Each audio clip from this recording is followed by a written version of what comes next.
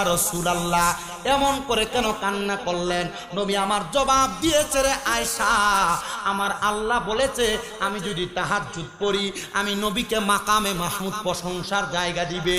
কিন্তু আমি নবী 2 রাকাত নামাজ পড়ে আল্লাহর কাছে কান্নাকাটি করেছি, আল্লাহ আমি নবী একদিন দুনিয়াতে থাকবো না, আমি নবী পর্দা নিয়ে রওজা মুবারকের মধ্যে চলে যাব, কিন্তু আমার উম্মতেরা আমি নবীরে ভালোবাসা তাহাজ্জুদ করবে। আল্লাহ আপনি আমার উম্মতের কি প্রদান করবেন? আম্মা জান আয়েশা বলেন, ইয়া রাসূলুল্লাহ, আমার আল্লাহ আপনার দোয়া ফিরিয়ে দিবে না, কারণ আপনি নবীর উপাধি হইল মুস্তাজাবাতুদ দাওয়াত। আপনি নবী কোনো দোয়া করলে আল্লাহ সাথে সাথে দোয়া কবুল করে নেয়। নবী গো, আল্লাহ কি বলছে? আমার নবী বলতেছে, রে আয়েশা, আমার আল্লাহ বলেছে আমার উম্মত যদি তাহাজ্জুদের নামাজ পড়া আমার আল্লাহর কাছে কোনো কিছু চায়, আমার আল্লাহ তারে ফিরাইয়া দিবে না, ফিরাইয়া দিবে না। এ যুবক ভাই, এ মুরব্বী বাবা, বিদেশ যাওয়ার চেষ্টা করেন, আপনি যাইতে পারেন না।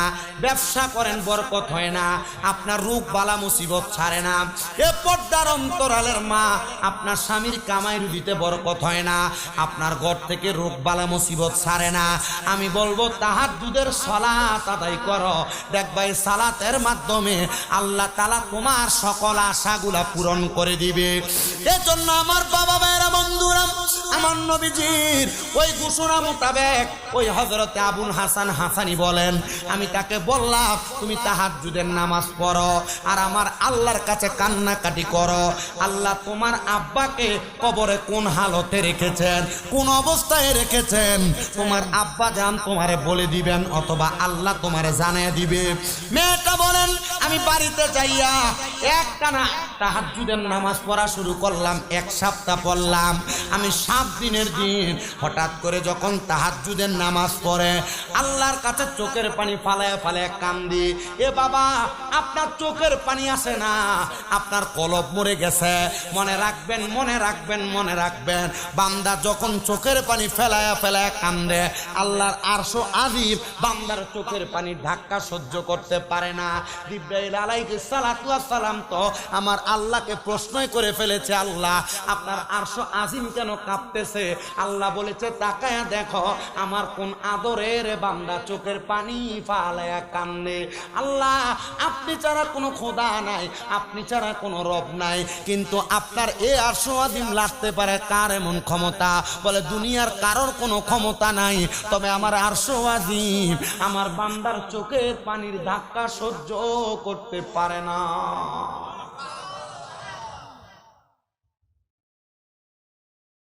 ওই মা বলেন, আমি তাহাজ্জুদ পড়তে পড়তে কাঁদছি। হায়রে আমার কোন মা বলেলাম, এই লক্ষ্মীর চরের আশেপাশে এলাকার জামালপুর জেলার কত মহিলারা জানি তাদের মাকে কবর দিয়া এই মাহফিলে বসছে, কত মেয়েরা জানি তাদের বাবাকে হারায় মাহফিলে বসছে, কত সন্তানেরা জানি তাদের মা বাপকে মাটি দিয়ে মাহফিলে বসছে। তারা জানে না তাদের বাবা কবরে কেমন আছে, তাদের মা কবরে কেমন আছে। আমি বলবো চোখের পানি ফালায়া ফালায়া নামাজ পড়া পড়া কান্দো, দেখবা তোমার মা বাপ কবরে কেমন আছে। ওই মায়া বলে আমি কান্দি, কান্না করতে করতে আমি হঠাৎ করে দেখলাম আমার ঘরটা একটা নূরের আলোতে ঝলমল ঝলমল করতেছে। আমি আমার ঘরের মধ্যে আলো দেখে আমি চোখ খুলতে পারতেছি না। অধিক পরিমাণ আলো যদি কারো চোখের সামনে থাকে চোখ খোলা যায় না আলোর স্পর্শে।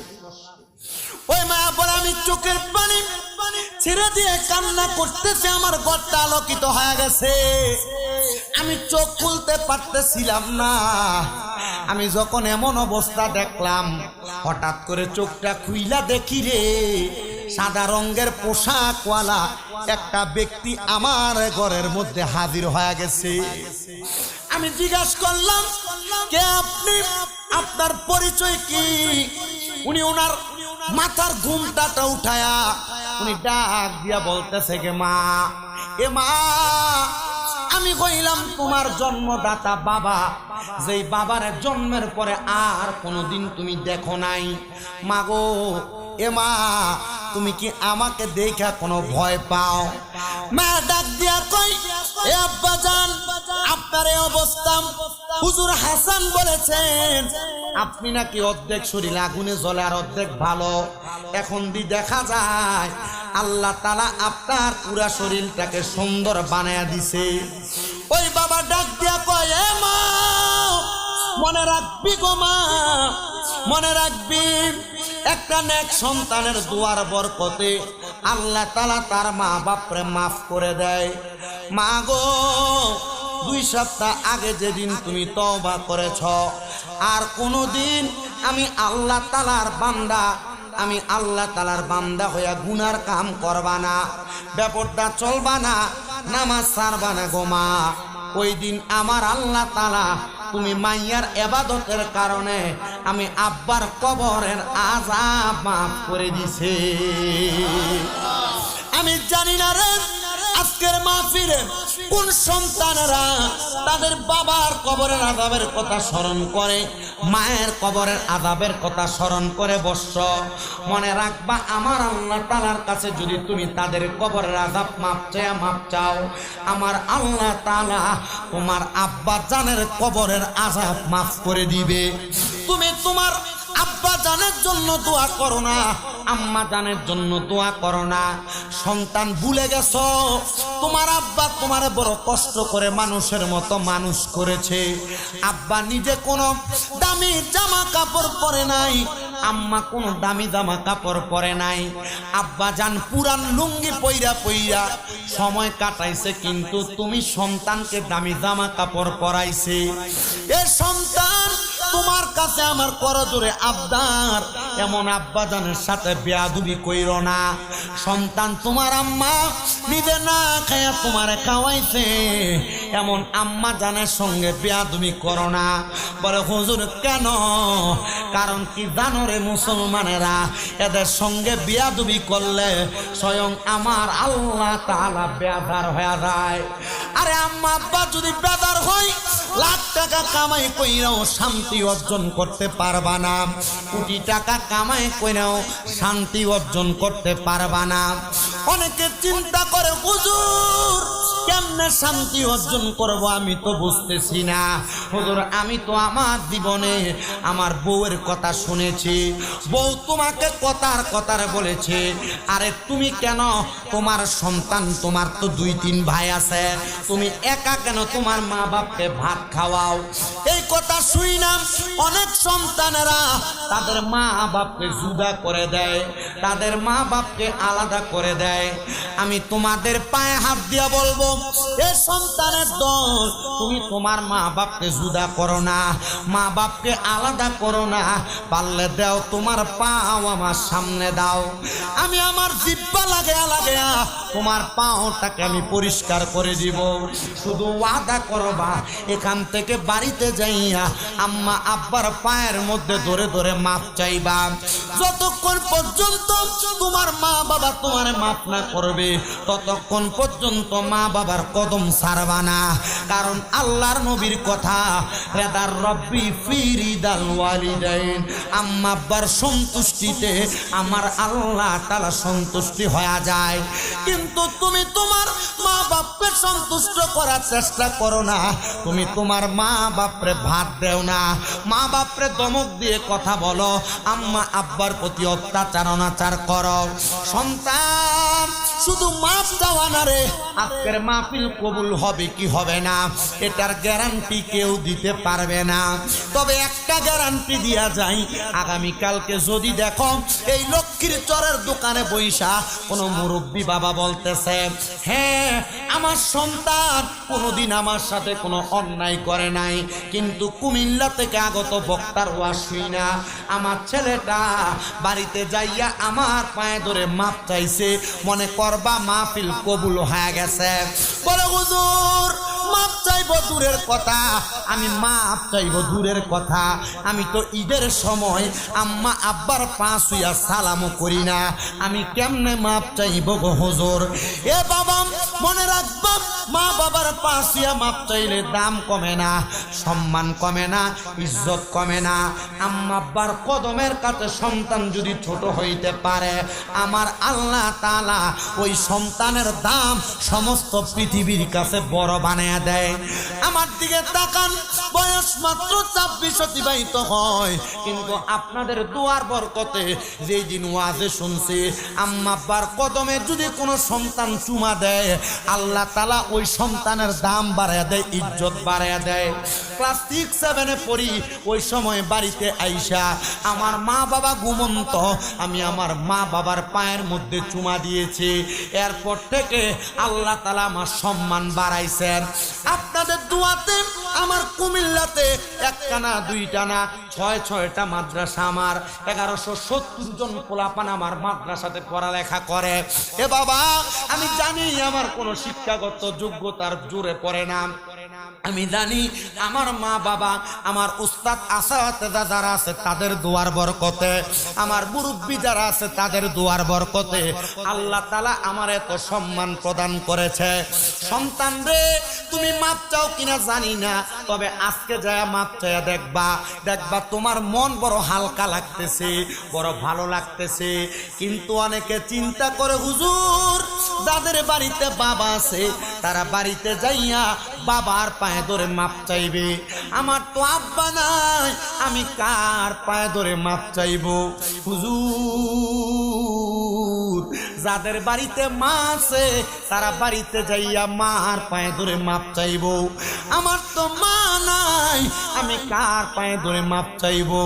মনে রাখবার সন্তান, আল্লাহর নবীর ঘোষণা, কোন সন্তানের মা মারা যাওয়ার পরে, বাবা মারা যাওয়ার পরে ওই সন্তান যদি আল্লাহ তাআলার কাছে হাত বাড়ায় বলে, রব্বির হামহুমা কামা রব্বায়ানি সগীরা ওয়া কুর রব্বির হামহুমা কামা রব্বায়ানি সগীরা।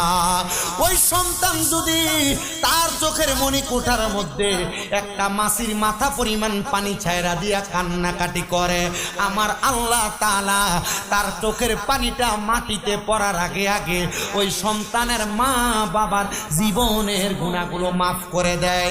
এ পর্দার অন্তরালের মা, তোমার বুঝি বাবা নাই, তোমার বুঝি মা নাই, এ সন্তানের দলেরা তোমাদের বুঝি মা নাই, তোমাদের বুঝি বাবা নাই।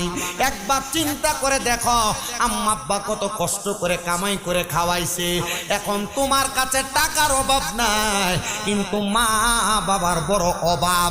এরা কবরে কেমন আছে তুমি সন্তান জানো না। সন্তান রে, এদের জন্য বেশি বেশি করে দোয়া করবা। কিন্তু এমন অনেক সন্তান আছে তারা তাদের মা বাবার সঙ্গে খারাপ আচরণ করে, বিয়া করার পরে মা বাপরে ভাব দেয় না।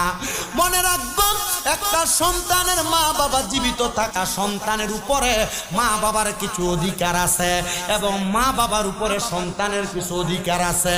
যদি তোমার মা বাইচা থাকে, তোমার বাবা বাইচা থাকে, তোমার 1 নাম্বার দায়িত্ব এমন ভাবে সম্মান করবা, আল্লাহ তাআলা ওই সম্মানের কারণে তোমার সম্মান বাড়ায়া দিবে। তোমার মা বাবা বাইচা থাকলে এমন ভাবে আম্মা আব্বার ভরণ পোষণ দায়িত্ব পালন করবা যেন মা বাবার মনের মধ্যে কোনো কষ্ট না যায়, এমন কোনো আচরণ করবা না যে আচরণের কারণে তোমার মা বাবা উফ শব্দ ব্যবহার করে। কারণ আমার আল্লাহ তাআলার কোরআনের ঘোষণা, কোন সন্তান যদি তার মার মনে বাবার মনে কষ্ট দেয় আর তারা যদি একবার উফ শব্দ ব্যবহার করে, আল্লাহ তাআলা তাদের প্রতি নারাজ হয়ে যায়। এ আমার বাবা, এ বন্ধুরা, এ পর্দার অন্তরালের মা বোনেরা, আখিরি নবী মুহাম্মদুর রাসূলুল্লাহ সাল্লাল্লাহু আলাইহি ওয়াসাল্লাম নবী বলে, যখন আমি নবীজির জন্মের পরে আমি নবী আমার আব্বাজানকে দেখি নাই, আমার জন্মের অল্প কিছুদিন পরে আমি নবীজির মা জননীর আমি হারাইয়া ফেলছি। আমি নবীজিকে মক্কাতুল মুকাররমা গাজা নামক এলাকা থেকে ওটের পিঠে চড়াইয়া চড়াইয়া আমারে বাড়িতে নিয়ে গেছিল। উনি হইল হযরতে মা হালিমাতুস সাদিয়া রাদিয়াল্লাহু তাআলা আনহা। উনি আমার বাড়িতে নিয়ে লালন পালন করেছে, আমি ওই মারে বড় সম্মান করেছি, ইজ্জত করেছি। ও বাবা, আপনাদের দোয়াতে আমি ওই মা হালিমাতুস সাদিয়ার বাড়ি যেই তায়েফ এলাকায়, ওই তায়েফ এলাকায় গিয়ে আসছি। আমার নবীজি ছোট্টবেলা আমাদের হালিমাতুস সাদিয়ার বাড়ি থেকে হযরতে কাব বিন আহবাবের বাড়িতে চলে গিয়েছিল। কাব বিন আহবাবের বাড়িতে অনেক বড় একটা আঙ্গুরের বাগান ছিল, যেই ক্ষেতের আঙ্গুরগুলা খাইতে বড় টক লাগতো।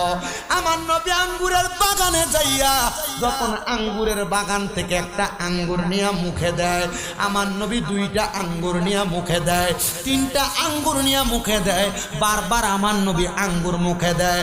কাব বিন আহবাব বলে, আমি তাকায়া দেখলাম রে, এত ছোট্ট একটা বাচ্চা আমার বাগানের এই ছোট ছোট আঙ্গুরগুলা টক লাগে খাইতে, খাওয়া যায় না টকের কারণে, কিন্তু এই ছোট বাচ্চা আঙ্গুরগুলা নিয়ে মুখে দেয়। কাব বিন আহবাব বলে, আমি সাথে সাথে আমার বাগান থেকে একটা আঙ্গুর নিয়ে মুখে দিলাম, কিন্তু দেওয়ার পর দেখলাম আমার বাগানের আঙ্গুলার টক লাগে না, আঙ্গুরগুলা খাইতে বড় মিঠা মিঠা লাগে।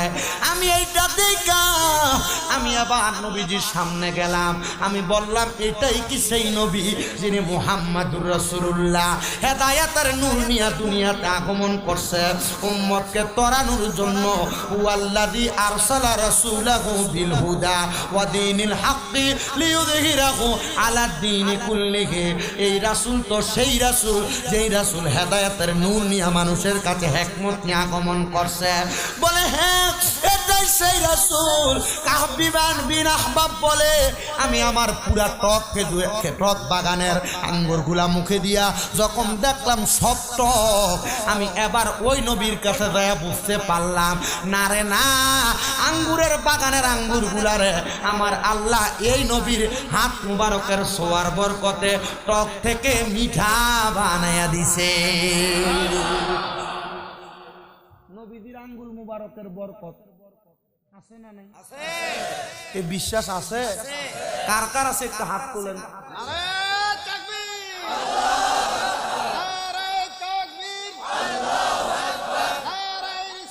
ইয়া রাসূলুল্লাহ, জোরে কোন মারহাবা, আরো জোরে কোন মারহাবা। ওই নবী রাহমাতুল লিল আলামিন এই বিশ্বাস অন্তরে আছে না না? আশেক বলতেছে, হায় রে রাহমতে আলম নবী নূরে মুজাসসাম, বলেন রহমতে আলম নবী নূরে মুজাসসাম, সাহাবীরা আতর বানাই ওই নবীজির ঘাম মোবারক, সাহাবীরা আতর বানাই ওই নবীজির ঘাম। বাবা শুনো জানো মানো কেমন আমার নবীজি, যাহারে পাগল চন্দ্র সূর্য তারকারাজি, বলেন যাহারে পাগল চন্দ্র সূর্য তারকারাজি। ও ভাই আরো শুনবানি সুন্দর কাহিনী, বলেন আরো শুনবানি সুন্দর কাহিনী, জান্নাতের রোমে রোমে লেখা নবীর নাম, বলেন রহমতে আলম নবী নূরে মুজাসসাম, সাহাবীরা আতর বানায় ওই নবীজির ঘাম মোবারক, সাহাবীরা আতর বানায় ওই নবীজির ঘাম। বাবা উসুনে হান্নানা একটা খেজুর গাছের নাম, যাকে ধরে খুতবা দিতেন রাসূল আকরাম, বলো যাকে ধরে খুতবা দিতেন রাসূল আকরাম। গাছটা নবীর বিরহে কাঁদিতেন, হে গাছটা নবীর বিরহে কাঁদিতেন, হে হতবাগ হইলেন যত সাহাবায়ে কেরাম, বলেন রহমতে আলম নবী নূরে মুজাসসাম, রহমতে আলম নবী নূরে মুজাসসাম, মুবাসাম সাহাবীরা আতর বানায় ওই নবীজির ঘাম। একটা জবান বন্ধ রাখবেন না, চিৎকার মেরে বলেন আল্লাহু আকবার। এই জগতের বন্ধুরা রে, ওই নবীজি ডাক দিয়া বলে, ওই মা হালিমাতুস সাদিয়া রে, আমি নবী বড় সম্মান করেছি, বড় ইজ্জত করেছি রে। আমি নবী যখন মক্কা থেকে মদিনাতে চলে আসছে, সাহাবায়ে কেরাম বলেন আমরা আমার নবীজিকে সামনে নিয়ে একসাথে বসেছিলাম। আমরা যখন বসা, আমি দেখলাম আমার নবীজি হঠাৎ করে নবীজির বসা থেকে দাঁড়ায় গেলেন আর বললেন, ও সাহাবায়ে কেরাম, তোমরা তোমাদের মাঝখান থেকে জায়গা করে দাও। আমরা জায়গা করে দিলাম। নবীজির ঘাড় মুবারক, কাঁধ মুবারক তাইকা আমার নবীজির চাদরটা নিয়ে আমার নবী বিছিয়ে দিলেন। আর আমরা তাকায়া দেখলাম একজন মহিলা বৃদ্ধ, উনি লাঠি বট দিয়া দিয়া আইসা ওই চাদরের উপর দাঁড়াইলেন। আর দাঁড়ানোর সাথে সাথে আমার নবী ওনাকে সম্মান করলেন। উনি যখন চলে গেল, সাহাবায়ে কেরাম প্রশ্ন করে, ইয়া রাসূলুল্লাহ, আপনি নবীর চাদর মুবারকের জন্য আমরা বড় পাগল দেওয়ানা। নবী গো, তিনি কে গো নবী যাকে আপনি এত সম্মান করেছেন? আমার নবী ডাক দিয়ে বলেন, এ সাহাবায়ে কেরাম, ইনি হইল আমি নবীর দুধ মা হাজরাতে হালিমাতুস সাদিয়া। আমি নবীর যখন মা ছিল না, উনি আমারে দুধ পান করায়া করায়া দুনিয়ার জমিনে বড় করেছেন। ও নবীজি, আপনি আপনার দুধ মারে এত সম্মান করেছেন, তাইলে আমরা আমাদের নিজের মারে কত সম্মান করব?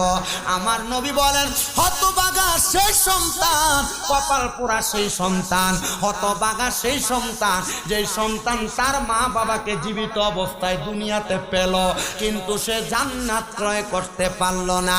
নবী গো, মা বাবাকে পাওয়ার সাথে জান্নাত ক্রয় করার সাথে সম্পর্ক কি? নবী আমার বলতেছে, আম্মা আব্বারে খুশি কইরা যদি কোনো সন্তান কবরে যায়, আমার আল্লাহ তাআলা ওই সন্তানের জন্য জান্নাত অবধারিত করে রাখে। জোরে জোরে বলেন সুবহানাল্লাহ।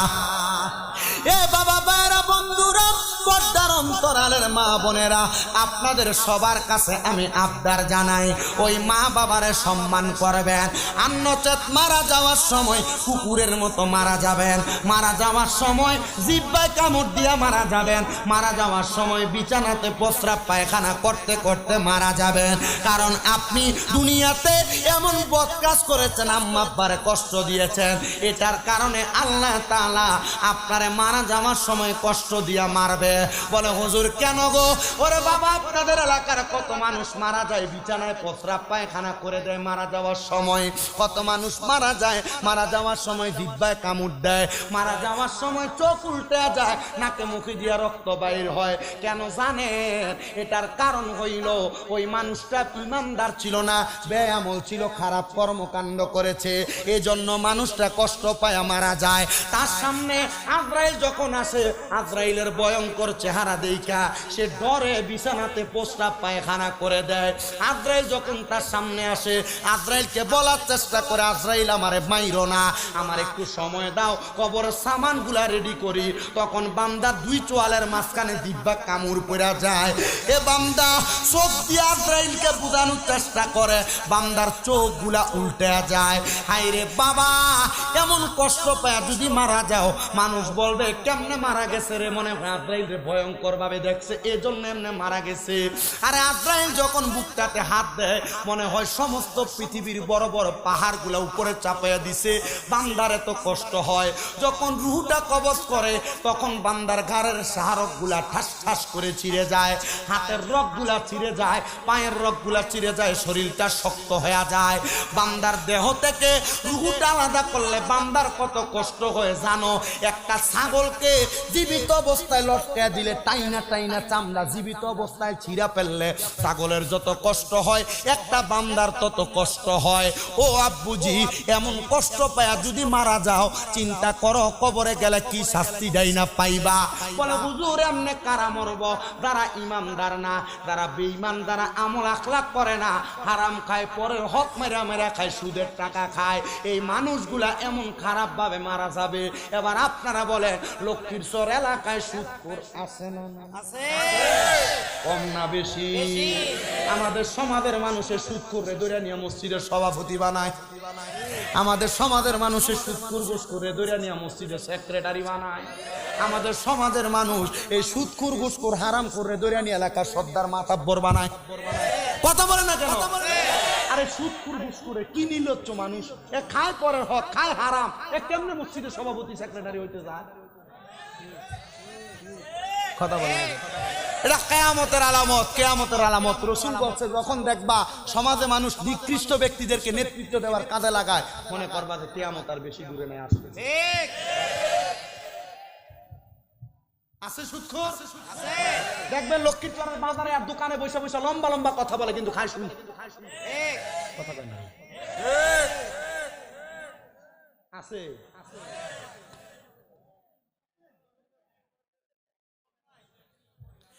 1 লাখে বছরে 30,000 টাকা সুদ নেয় এমন সুদখোর আছে না নাই? এ বাবা, শুধু বেটা মানুষ সুদ খায় না, এখন আবার বাড়ি বাড়ি মহিলারাও সুদের ব্যবসা করে, কি করে না? ওরে হজ করিতে মক্কায় যাইয়াম, খরচ করলি যেই টাকা, এই টাকা গরিবকে দিলে গরিবটা কি তো কাঠা? কেউ যায় টাকার গুমানে, কেউ যায় দেশে ভ্রমণে, আরে ধনীরা যায় ধনের টানে আনিতে সোনা দানা। শুধু খাইলে নামাজ হবে না, ও মন বুঝো না, ঘুষ খাইলে নামাজ হবে না।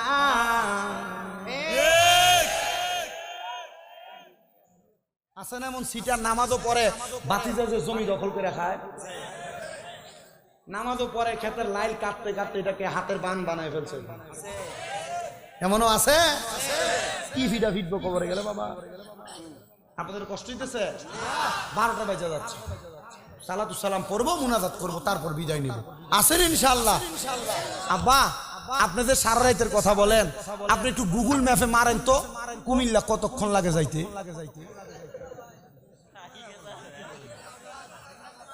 আমার কালকে মাহফিল আছে বাবা, এখান থেকে আমার বাড়ি যদ্দূর, কালকে আমার মাহফিল ওখান থেকে আরো 6 ঘন্টা দূর। আমি বুঝছেন খেলা, আমি যা ওয়াজ করছি মজা লাগে। 1 বছরে যদি সব হুনো আর তো দাওয়াত দিবেন না, ওয়াজ জমা রাখছি কিছু,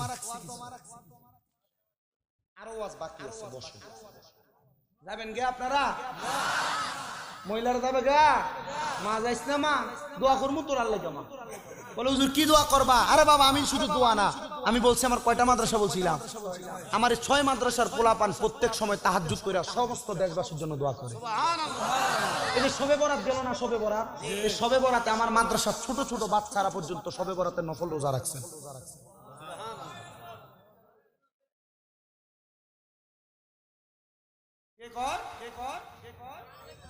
কি কয় শবে বরাতে আবার রোজা কিসে?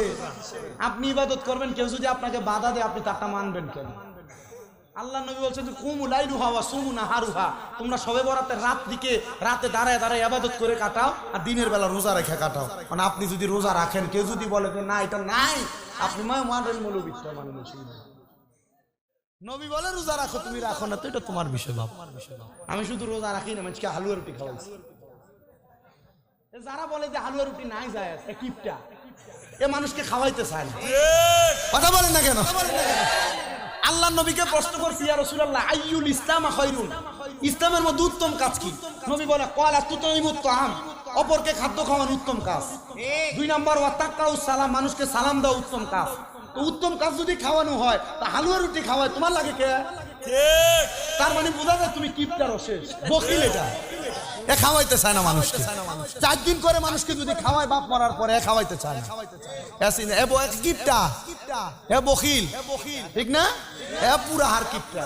ওই আমাদের একটা সমন্বয়ক কে জানি, এর বাবা না দাদা মারা যাওয়ার পরে এ বলতেছে কি বলতেছে, এ বলতেছে যে মানুষ মারা যাওয়ার পরে খাওয়ার দাওয়ার করা এগুলা কবরবাসীর আযাবের কারণ হয়ে যায়।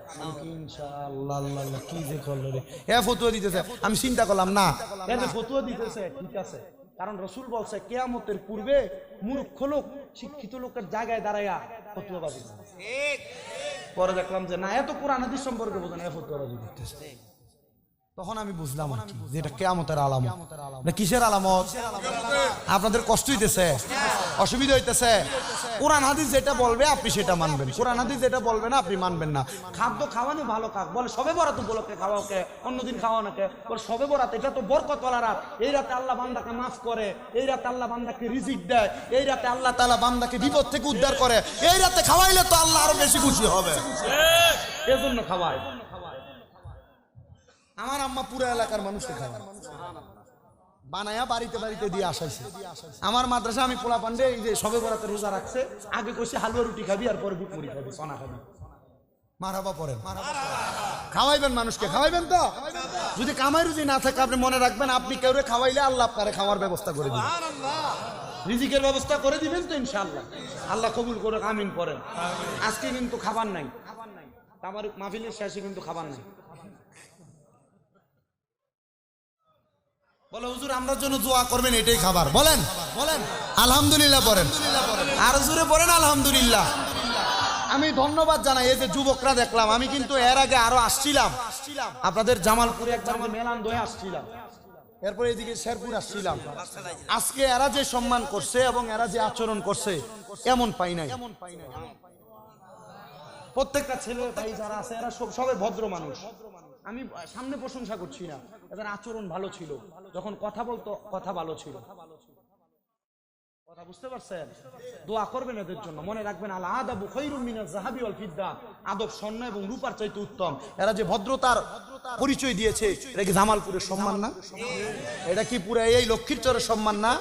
আল্লাহ লক্ষ্মীরচরের ছেলেদের ভালো ইনকামের ব্যবস্থা করে দিক, যেন তারা বেশি বেশি দান সাদাকা করতে পারে, কারণ নবীজি বলছেন আস-সাখিয়ু হাবিবুল্লাহ, দানকারী আল্লাহর বন্ধু। জোরে পড়ি সুবহান। এই যে রমজান মাস আসতেছে সামনে, রমজান মাসে পয়সাওয়ালারা মানুষকে যাকাত দেওয়ার নামে বাটপারি করে অনেক জায়গায়। বলে হুজুর কি 20টা লুঙ্গি 20টা কাপড় আইনা মানুষকে দেয় কোন রকম, কিন্তু দেখবেন এ যদি হিসাব করে যাকাত দিত, সোনার বাংলাদেশে যে পরিমাণ টাকাওয়ালা পয়সাওয়ালা আছে তারা যদি 3 বছর যাকাত দেয়, বাংলাদেশে কোনো গরিব আর ফকির থাকবে না। এরা যাকাত দেয় না, এরা চিটারি করে আর বাটপারি করে। তোমার কে বলছে যাকাত লুঙ্গি আর কাপড় দিয়ে দিতা? কাপড় এটা এক ধোয়া দেওয়ার পর এটা পাতলা হয়ে যায়, এটা দিয়ে গরম মশার কাজ লাগে। কথা বলবেন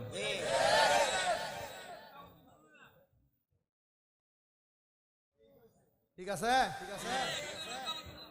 এ কাপড় পিন্ধন যায় না, ঠিক না? ছালা বানায় মানুষ, তেনা বানায়। আপনাদের কষ্ট হচ্ছে? রমজান মাসে মানুষ কি ইফতার করাবেন? করাবেন না? সাহারি খাওয়াবেন। রমজান মাসে বেশি বেশি দান করবেন, কারণ রমজান মাস হলো পাক পবিত্র হওয়ার মাস। বলে হুজুর হ্যাঁ ঠিক, কিন্তু হুজুর রোজা রাখতে পারি না, দোকানের মধ্যে পর্দা লাগায় লাগায় খায়। আল্লাহ যে বলে ইয়া আইয়ুহাল্লাযীনা আমানু কুতিবা আলাইকুমুস সিয়াম কামা কুতিবা আলাল্লাযীনা মিন ক্বাবলিকুম লাআল্লাকুম তাত্তাকুন। এই ঈমানদারেরা তোমরা রমজানের রোজা রাখো, যেমন তোমাদের পূর্ববর্তীদের দিকে তোমাদের উপর রমজানের রোজা ফরজ করা হয়েছে, যেমন তোমাদের পূর্ববর্তীদের দিকে ফরজ করা হয়েছিল। কারণ এই রোজা তোমাদেরকে তাকওয়াবান বানাবে, খোদা ভীতিওয়ালা বানাবে। জোরে পড়ি সুবহানাল্লাহ। বেটার বয়স হয়ে গেছে, রোজা রাখে না, দোকানে বৈশা বৈশা সিগারেট পান চা খায়া পর্দা আলগি দেওয়ার আগে মুখ এমন ভাবে রাস্তায় হাঁটে মনে হয় 3 দিন টানা রোজা। রমজান মাস আসলে গ্যাস্ট্রিক বেড়ে যায়, ডায়াবেটিস বেড়ে যায়, রাখতে পারি না, কিছুক্ষণ পর পর ওষুধ খাওয়া লাগে, ঠিক কিনা? আমার সাথে রে হুজুর আমাকে বললো, আমি একবার ইফতার পার্টিতে যাচ্ছি, দেখবেন এই বেরোজগার এগুলা রোজা রাখুক আর না রাখুক, যদি এলাকায় ইফতার পার্টি হয় এর সামনের কাতারে থাকে, সঠিক না? আমার হুজুর বলে আমি আসরের নামাজ পড়ে ইফতারের দাওয়াতে যাচ্ছি, যাওয়ার সময় দেখলাম এক বুড়া লোক, দাড়ি সাদা, সিগারেট খাচ্ছে, খায়া ফালায়া মুখ টুক মুইসা হাইটা চলে যাচ্ছে। ইফতার মাহফিলে যাই আমি দোয়া করবো, এটা আমার সামনে তাকে দেখে আমি বুড়াকে দেখে আমি একটু চিন্তা করলাম, কিরে এই বুড়া আমার সামনে, বুড়া সিগারেট খাইলো, রোজা রাখলো না, বয়স কত হয়ে গেল, হুজুর বলতেছে আমি চিন্তা করে গেছি, যে বুড়া সিগারেট খাইলো রোজার মাসে, এই বুড়ার কই দেখে ইফতারের মাহফিল। হুজুর বলে আচ্ছা এটারে ধরা দরকার। বলে ধরলেন, ইফতার শেষ করে যাবে, এই টাইমে রাস্তায় বুড়ার সাথে দেখা। জিজ্ঞাসা করছে, হে বুড়া,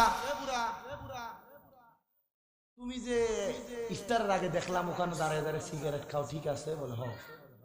ইফতারে গেলা, তুমি তো রোজা নাই, কারণ নবীজি বলছেন যেই ব্যক্তি রমজানের রোজা রাখে না, এই ব্যক্তি যেন ঈদুল ফিতরের ঈদগার কাছে দিও না আসে। যে ব্যক্তি রোজা রাখে না সে ব্যক্তি যেন ঈদুল ফিতরের ঈদগার মাঠের কাছেও না আসে। না আসে তো ঠিক আছে, কাছেও না আসে, কিন্তু দেখবেন ঈদের দিনে সুন্দর সুন্দর জামা কাপড় বেরোজগার বেশি করে। ঠিক কিনা? তো জিজ্ঞাসা করলে, হে বাবা আপনি যে রোজা রাখেন নাই, আপনি যে ইফতারের সামনে গেলেন, মুরব্বী ওই হুজুরকে উত্তর দেখি জানেন? শুনবেন আপনারা? মুরব্বী বলতেছে, না, আল্লাহ যদি আমার প্রশ্ন করে রমজানের রোজা রাখস নাই, ইফতার খাওয়ায় তো বরকতওয়ালা কাজ, রোজার ইফতারটাও করতে পারলি না, তখন আমি আল্লাহরে কি বলবো? এজন্য আমি ওই রমজানের রোজা রাখি নাই, কিন্তু ইফতারে বরকত আছে, এজন্য ইফতার করতে গেছি। চিন্তা করছেন? এটা শয়তান, কিন্তু এটা ইন্টারন্যাশনাল শয়তান। কারণ আল্লাহ তাআলা রমজান মাসে শয়তানকে আবদ্ধ করে ফেলে, এটা জিন শয়তান, কিন্তু মানুষ শয়তান গুলো তো আছে। নাহলে রমজানে মারামারি হইতো না, রমজানে কাটাকাটি হইতো না। রমজান মাসে সোনার বাংলাদেশের ব্যবসায়ীদের একটা স্বভাব হয়ে যায়। কি স্বভাব? এরা বুট, ডাল, চিনি, তেল, খেজুর গুদামজাত করে, কইরা বাজারে এগুলা সংকট দেখায় এগুলার দাম বাড়াইয়া গোডাউন থেকে আইন না বেচে। এগুলা সিটার ব্যবসায়ী। কি ব্যবসায়ী? আমি সোনার বাংলাদেশকে সোনার বাংলাদেশ ততক্ষণ বলবো না যতক্ষণ সোনার বাংলাদেশের সিটাররা আস্তে আস্তে সিটারি করা বন্ধ না করবে। কথা বলেন না কেন? সোনার বাংলাদেশ সোনার দেশ তবেই হবে, সোনার ছেলেরা সোনার মতো ব্যবহার করবে যবে। এটা আমারই কথা। সোনার বাংলাদেশ সোনার হবে তবে সোনার ছেলেরা সোনার ব্যবহার করে চিটারি বাটপারি ছাড়বে যবে। রমজান মাসে চিটারি বন্ধ নাই, মারামারি বন্ধ নাই, কাটাকাটি বন্ধ নাই, ওজনে কম দেওয়া বন্ধ নাই। তার মানে বোঝা যায় আল্লাহ জিন শয়তান বন্ধ করে, এই মানুষ শয়তানরে বন্ধ করে। কথা বলেন না ঠিক কিনা? রমজান মাসে মানুষকে ইফতার করাবেন। নবীজি বলতেছে রমজান মাসে কেউ যদি কোনো মুসলমানকে একটা খেজুর দ্বারা, এক গ্লাস দুধ দ্বারা অথবা এক গ্লাস পানি দ্বারা তাকে ইফতার করায়, আল্লাহ তাআলা তার জন্য জান্নাতি খাবারের ব্যবস্থা করে। ইফতার করাবেন তো ইনশাআল্লাহ? যাদের সামর্থ্য আছে এলাকার গরিব দেখে দেখে আপনি ইফতার রান্না করে না খাওয়ান, কাঁচা ইফতার তাদেরকে দিয়ে দিবেন তো ইনশাআল্লাহ? নবীজি বলেন রমজানের 30টা রোজা যেই ব্যক্তি এক কানা রাখবে, আল্লাহ তাআলার জাহান্নামের আগুন তাকে স্পর্শ করবে না।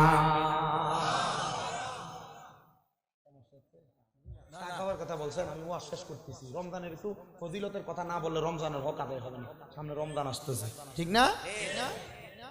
রহমতের নবী বলে শুধু তাই নয়, তোমরা যখন রমজানের সাহারি করো, ওই সাহারিতে অধিক পরিমাণ বরকত, তোমরা সাহারি খাও।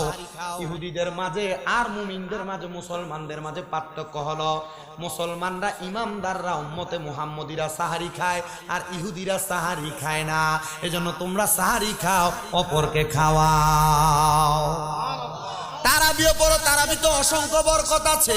তারাবি 30টা তারাবি যারা আদায় করে, আল্লাহ তাআলা 30টা তারাবিতে 30টা বরকত তাদেরকে দেয়।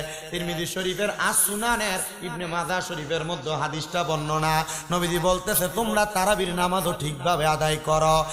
আর রমজান মাসের শেষ 10 দিনে যখন তোমাদের কাছে লাইলাতুল কদরের রাত আসে, তোমরা শেষ 10 দিনের বেজর রাত্রিগুলাতে তোমরা লাইলাতুল কদরকে তালাশ করবা, কারণ এই লাইলাতুল কদরের রাত্রিটা 1000 মাসের চাইতে উত্তম রাত্রি। জোরে জোরে পড়েন সুবহানাল্লাহ। এই লাইলাতুল কদরে আল্লাহ তাআলা, আল্লাহ রাব্বুল আলামিন কোরআন নাযিল করেছেন। এই লাইলাতুল কদরে আল্লাহ তাআলা বরকত দিয়েছেন। এই লাইলাতুল কদর কদরে আমার আল্লাহ তাআলা অসংখ্য পরিমাণ রহমত বরকত নিয়ামত প্রদান করেছে।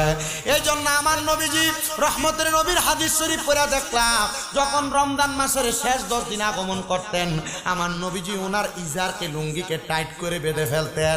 মানে এটা দিয়া বুঝাইছে আমার নবীজি এই রমজান মাসের শেষ 10 দিনের রাত্রবেলা আমার নবী ইবাদত করে করে কাটাইতেন। আমার নবী একটু সময়ও লস করতেন না।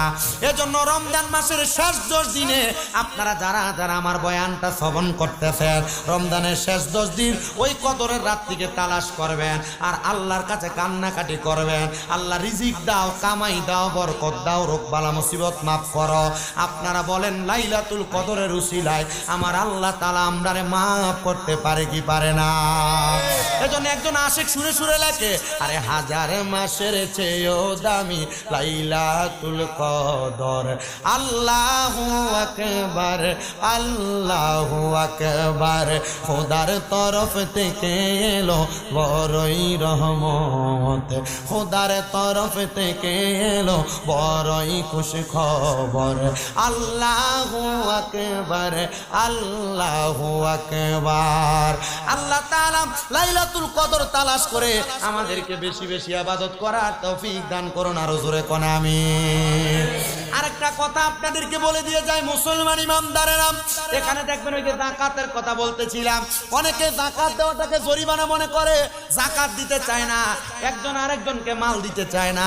আল্লাহর নবীজির জামানায়, নবীজির জামানা আসার আগে ফেরাউন যাকাত দেয় নাই, নমরুদ যাকাত দেয় নাই, কারুন যাকাত দেয় নাই। আপনারা দেখবেন বালির মধ্যে যে কিচির মিচির করে এগুলা কারুনের সম্পদ। এরা বলছিল আল্লাহ তাআলা যাকাত দেওয়ার জন্য যাকাত দেয় নাই, আল্লাহ সেকেন্ডে তার সম্পদগুলা মাটির সাথে মিশিয়ে দিছে আর বলেছে কিয়ামতের আগ পর্যন্ত যারা যাকাত দিবে না তারা যেন দেখে আমি আল্লাহ কারুনের সম্পদ মাটির সাথে মিশিয়ে দিছি।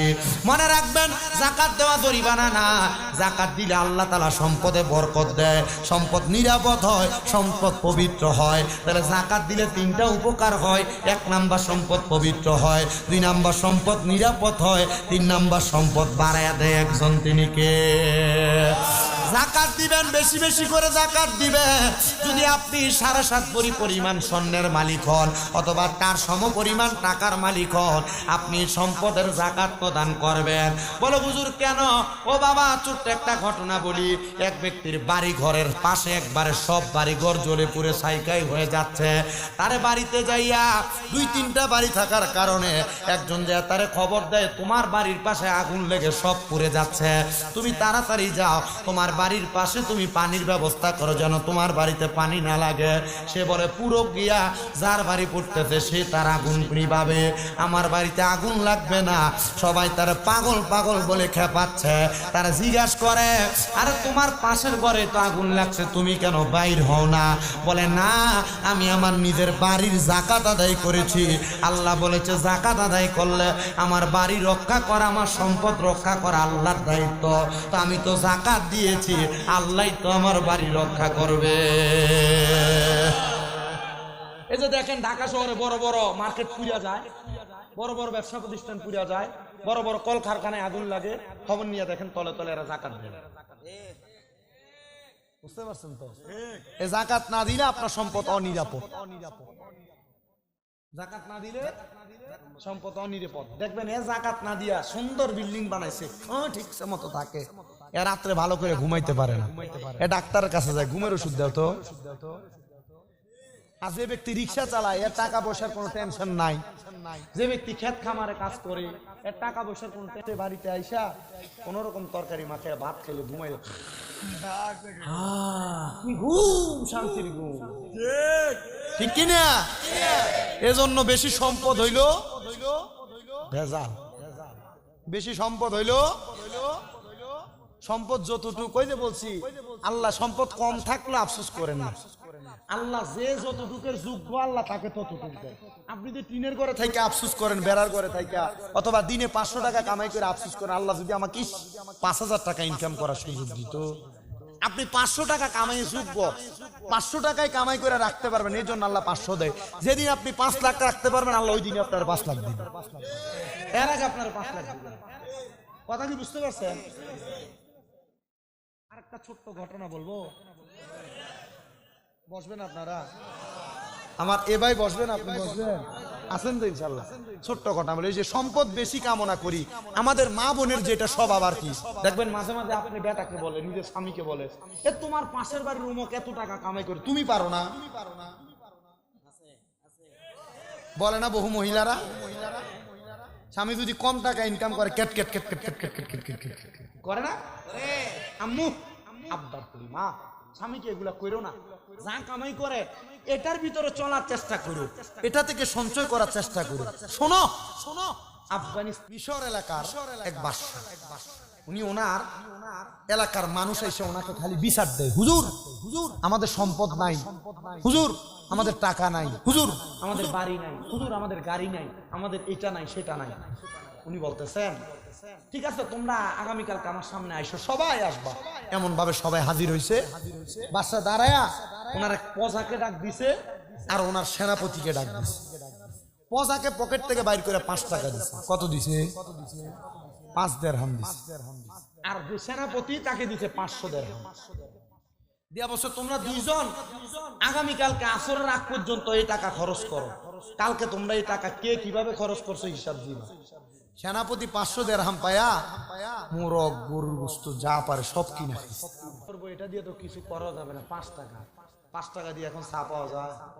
আপনাদের কি চায়ের কাপ কত? 5 টাকা আছে? আল্লাহ বাঁচাইছেন। নরমাল চা, দুধ চা কত? দুধ চা 10 টাকা না?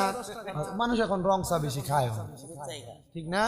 এই যে দেখেন মাহফিল কমিটির আমার পিছনে কোনো খরচ নাই, এখন কোনো চা খাওয়ানি না। যে ঘরে খাওয়াইছে এদের রান্না খুব মজা।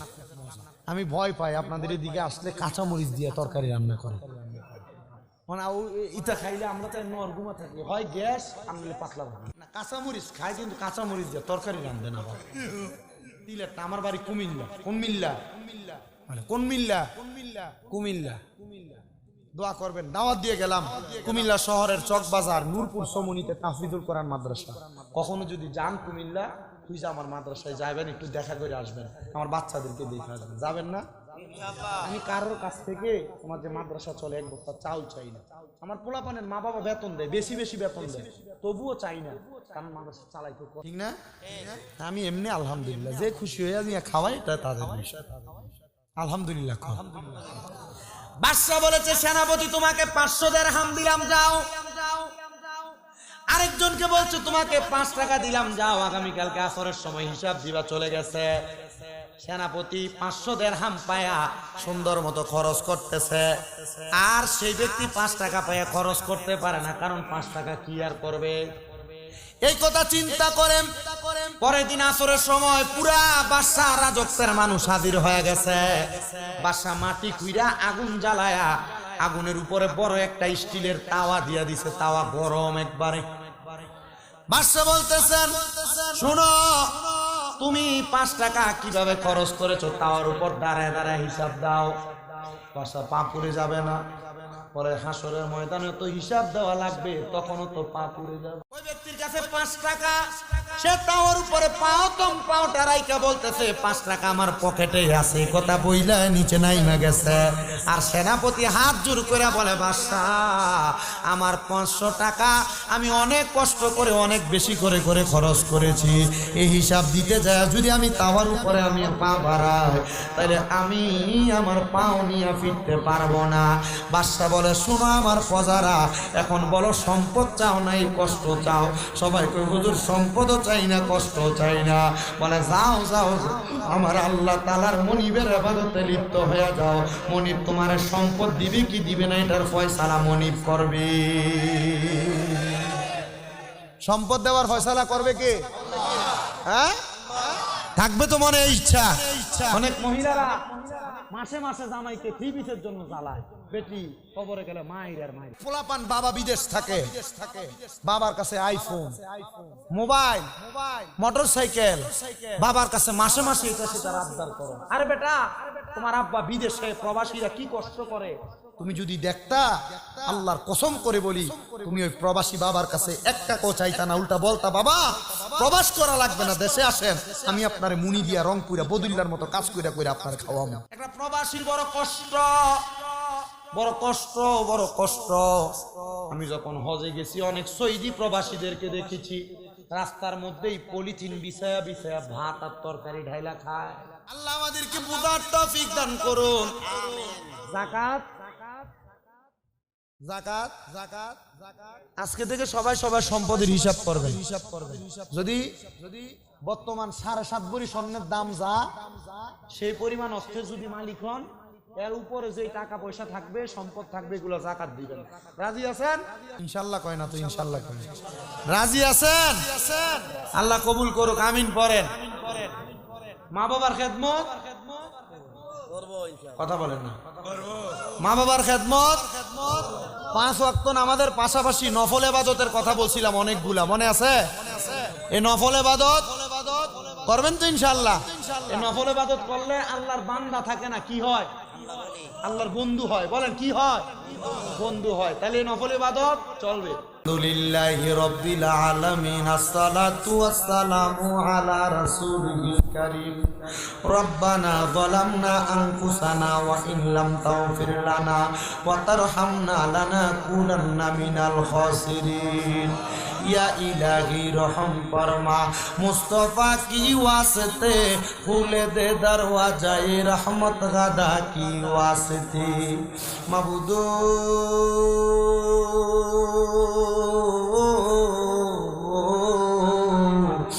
দয়াল আল্লাহ, একটু রহমতের নজর কইরা তাকায়া দেখেন গো আল্লাহ।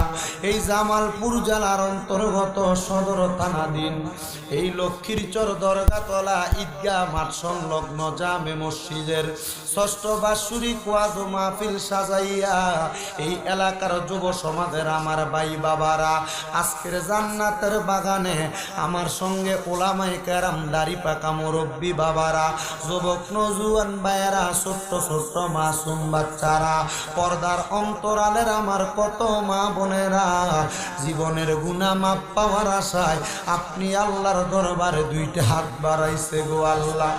আল্লাহ, যার হাতটা তোমার কাছে মায়া লাগে, পছন্দ হয়, ওই হাতের উসিলায় আমরার জীবনের গুনাহ তুমি আল্লাহ ক্ষমা কইরা দাও। তুমি যদি মাফ না করো আল্লাহ তোমার বান্দারে, বলো তোমার বান্দা যাইয়া চাইবে কার কাছে? রহিম ও রহমান নামটি তোমার আল্লাহ আছে আমরার জানা, সেই নামের উসিলাই গো গুনাহ করে দাও ক্ষমা। আল্লাহ, আমরা গুনাহগার, তুমি যদি আমরারে মাফ না কইরা ফিরে দাও, দুনিয়ার এক দরজাতে ভিক্ষুক যদি ভিক্ষা না পায় আরেক দরজাতে যায়। আল্লাহ, তুমি ছাড়া আমাদের আর কোনো খোদা নাই, তুমি ছাড়া আর কোনো মালিক নাই। আল্লাহ, তুমি যদি ফিরে দাও, বলো আমরা কার কাছে যাই হাত পাতবো গো আল্লাহ। মাবুদো, আজকের মুনাজাতে কে জানি হাত বাড়াইছে, আর জানি জগতের মধ্যে বাবা নাই। যেই বাবা রিক্সা চালাইয়া মাটি কাইটা মাথার ঘাম পায়ে ফেলাইয়া খেত খামার চরের মধ্যে কাজকর্ম কইরা রক্তরে পানি বানাইছে, এমন আব্বা যাদের অন্ধকার কবরে রে আল্লাহ, আব্বার কবর জান্নাতের বাগান বানায়া দাও। মাবুদো, কে জানি হাত বাড়াইছে, কার জানি জগতের মধ্যে মা নাই। আইরে মা, যেই মা 10 মাস 10 দিন গর্ভে ধারণ কইরা সন্তানের প্রসব বেদনা সহ্য করতে মার বড় কষ্ট হইছে, যেই মা নিজের সন্তানরে মানুষ করার জন্য রাত্রবেলা ভালো করে বিছানাতে মা জননী পিঠা লাগে ঘুমাইতে পারে নাই। আল্লাহ, এমন মারে যারা মাটি দিয়া হাত বাড়াইছে গো, এমন আম্মার কবরটারে নাজাতের ফয়সালা করে দাও। আল্লাহ, কি জানি হাত বাড়াইছে, মাও নাই বাবাও নাই, জনমের বাড়িতে গেলে সবার মুখ দেখে, কিন্তু মা বাপের মুখ দেখে না। আল্লাহ, এমন মা বাবা যার কবর দেশে রাইখো তোমার মায়ার নজরে, সেই মা বাবার কবরেতে আযাব তুমি দিও না। দুঃখের দরদি আমার জনম দুঃখী মা। আল্লাহ কে জানি মা হারা, কে জানি বাবা হারা, তাদের আম্মায় আব্বার কবর জান্নাতে বাগান বানিয়ে দাও। ও দয়াল, যাদের মা বাবা বেঁচে আছে হায়াতে তৈয়বা নসিব করে দাও। আল্লাহ মা বাবার খেদমত করার তৌফিক দান করো। মনিব তাকে দেখো, তোমার কত আদরের বান্দারা চোখের পানি ফালে কান্দে। এরার বুঝি মা নাই, এরার বুঝি বাবা নাই। পর্দার অন্তরালে কত মহিলারা মা হারায়া কান্দে, বাবা হারায়া কান্দে। রমজান মাসে মা জননী সাহারির সময় ডাইকা ডাইকা সন্তানরে ঘুম থেকে উঠাইতো। এখন রমজান আসছে কিন্তু মা নাই, কে ডাইকা তুলবে? রমজান ইফতার মা রং বেরঙের ইফতার বানাইছে।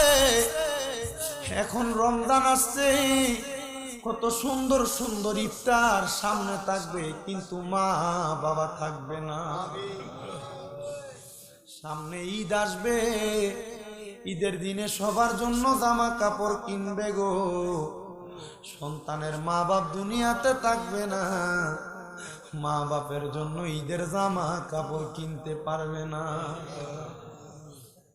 আল্লাহ এমন আম্মায় আব্বার কবরে আর আযাব দিও, এমন আম্মায় আব্বার কবরে আর আযাব দিও। মরিয়া গিয়াছেন আল্লাহ যারার মা বাপ, মাফ করিয়া দেন না গো আল্লাহ কবরের আযাব। কত আদর করছ মাগো দুঃখ লাখাইয়া, এখন কেমনে শুইয়া গো আছেন কবরে যাইয়া। আল্লাহ যাদের মা বাপ দাদার বংশ দাদির বংশ নানা নানির বংশ কবরে, প্রত্যেকের কবরের আযাব তুমি মাফ করে দাও। আল্লাহ যারা বেঁচে আছে হায়াতে বরকত দান করো। প্রত্যেকের ব্যবসা বাণিজ্য চাকরি কাজকর্মের মধ্যে বরকত দাও। যারা পড়ালেখা করে বিদ্যা বুদ্ধি বাড়াইয়া দাও। মানে সম্মান ইজ্জতে জিন্দিগি নসিব করে দাও। অনেক প্রবাসী ভাইয়েরা বিদেশ থেকে দোয়া চায়। আল্লাহ আমার প্রত্যেক প্রবাসীদের কামাই রুজিতে বরকত দাও, প্রবাসীদের হায়াতে বরকত দাও, প্রবাসীদের রিজিকে বরকত দাও। আল্লাহ এই মাহফিলে যারা টাকা দিয়া, পয়সা দিয়া, শ্রম দিয়া, বুদ্ধি দিয়া, পরামর্শ দিয়া, মাইক দিয়া, লাইট দিয়া, প্যান্ডেল দিয়া, মিডিয়ার ভাইয়েরা সহ সম্মানিত শ্রোতা মণ্ডলী, পুরুষেরা, মা বোনেরা, আল্লাহ প্রত্যেকের দোয়া তুমি কবুল ও মঞ্জুর করে নাও। ও আল্লাহ, আল্লাহ অনেকে অসুস্থ আছে, দোয়া চাই সেক্রেটারি মহাদের কন্যা, আল্লাহ তারও তুমি শেফা দান করে এমন ভাবে যারা যারা অসুস্থ পরিপূর্ণ সুস্থতার নিয়ামত দান করো। আল্লাহ বিশেষ করে যে যুব সমাজ মুরব্বীদেরকে নিয়ে, এলাকাবাসী নিয়ে এত সুন্দর মাহফিল সাজাইছে, তাদেরকে তুমি হুসাইন রাদিয়াল্লাহু তাআলা আনহুর সাথে কবুল করো। আল্লাহ এই মাহফিল কিয়ামত পর্যন্ত কবুল মঞ্জুর করে নাও। আমি মূর্খ মানুষ, জ্ঞানহীন মানুষ, কি বলেছি আল্লাহ তুমি জানো, তোমার বান্দারা শ্রবণ করেছে তারা জানে। আমার কথার ভুল বেয়াদবি মাফ করে যে কথাগুলো আমল করা যায়, এই কথাগুলো আমল করার মতো তৌফিক সবাইকে দান করো। আমাদেরকে সহি সালামতে আবার গন্তব্যে ফিরার তৌফিক দান করো। আল্লাহ মরণ দিবা দুঃখ নাই, তবে বেঈমান বানায়া মরণ দিও না।